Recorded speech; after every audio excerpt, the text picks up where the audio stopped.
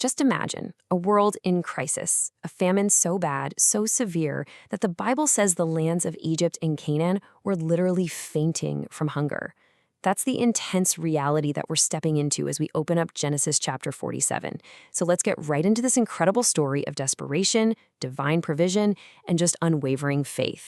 In this explainer, we're going to break down Genesis 47, a chapter that paints this amazing contrast between a world that's completely falling apart and God's unshakable promise, his covenant with his people.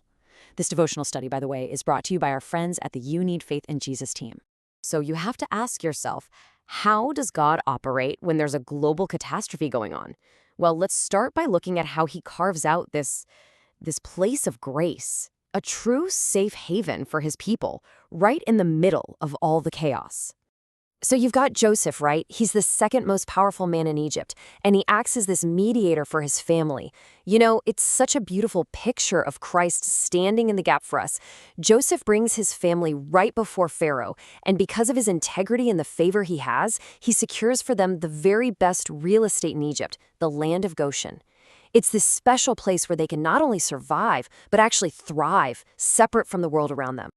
Okay, now listen to this part. When Pharaoh asks Joseph's brothers what they do for a living, they answer honestly, "We are shepherds."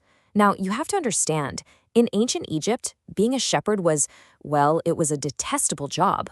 But they don't hide it. They don't try to be something they're not. It's a powerful parallel to our own confession as believers, isn't it? Not shrinking back from who we are as the sheep of his pasture. Wow, and this slide just lays it all out, doesn't it? It shows the two completely different paths at play here. On one side, you have Israel, God's covenant people who are just operating under grace. They're given the best land, they're gaining possessions, they're multiplying, they are nourished. But then you look at Egypt's plight. No bread, their money becomes worthless, they're fainting from hunger, and they have to surrender everything. The difference is just night and day. It's grace versus the world system. Okay, get ready for this because what happens next when Jacob meets Pharaoh is absolutely profound. And to really get it, we need this key from the New Testament from Hebrews. And without all contradiction, the less is blessed of the better. This one principle completely flips worldly power structures on their head. I mean, think about the scene. Jacob is an old man, a refugee just trying to survive a famine. And Pharaoh? He's the most powerful king on the planet. And yet, Genesis 47 verse 7 tells us that Jacob blesses Pharaoh. This shows a spiritual reality that completely trumps earthly power. Jacob, as a prince of God, had a higher authority. He knew this life was just a pilgrimage, and his true identity wasn't of this world. All right, so let's pivot for a second and look at the other side of this story. Because while Israel is being taken care of by grace, the rest of the world is being forced into a pretty desperate bargain just to survive. That word the Bible uses, fainting, it's not just about feeling a little weak. We're talking about a state of utter exhaustion, of complete and total hopelessness.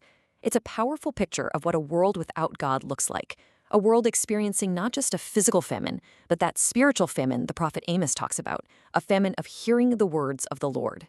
So how does this level of desperation actually happen? Well, it doesn't happen all at once. It's a progression. First, their money fails them. All their wealth becomes totally worthless. Then, they give up their cattle, which was their source of economic and even military power. After that, they surrender their land, all of their property. And then finally, the last thing they have left to give is themselves. They sell their own bodies into servitude just to stay alive. It's the total collapse of self-reliance.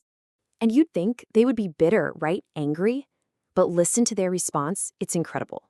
They cry out to Joseph, "Thou hast saved our lives. We will be Pharaoh's servants."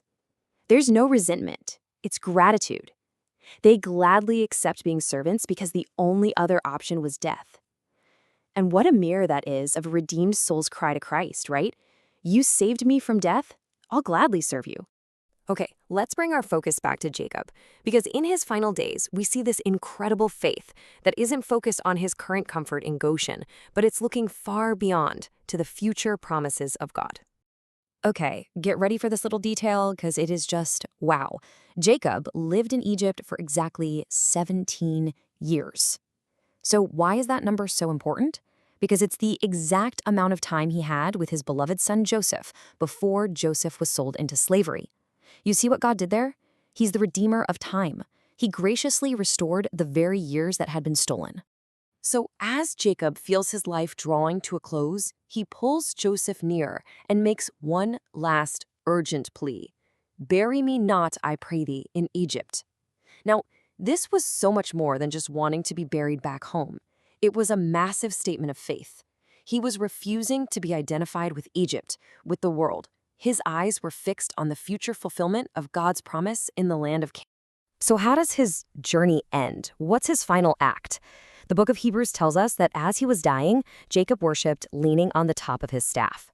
I mean, think about that. In his moment of greatest physical weakness, his spirit was soaring. His focus wasn't on his failing body, it was entirely on God's faithfulness. What a powerful example for all of us on how to finish the race.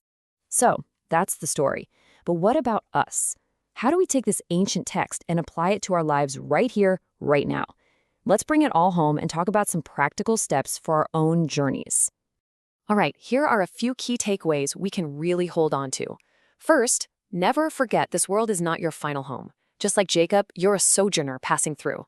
Second, learn to dwell in your spiritual Goshen, that place where you're distinct from the world, but you're still living with excellence in it. Third, practice total surrender. Exchange that self-reliance for God's provision. Next, whenever you face a famine, big or small, draw near to Christ, the true bread of life. And finally, finish your course worshiping, leaning on God's faithfulness all the way to the end. And so I want to leave you with this one question to really think about. When the famines of life hit you, and they will, whether they're financial, emotional, or spiritual, what are you relying on? Are you putting your trust in the world's currency, which we've seen will always, always fail? Or are you banking on the unshakable, life-giving covenant of God? Well, that wraps up our devotional explainer of Genesis 47. We hope it was a blessing to you. It was brought to you by the UNFIJ in Jesus team. Thanks so much for joining us.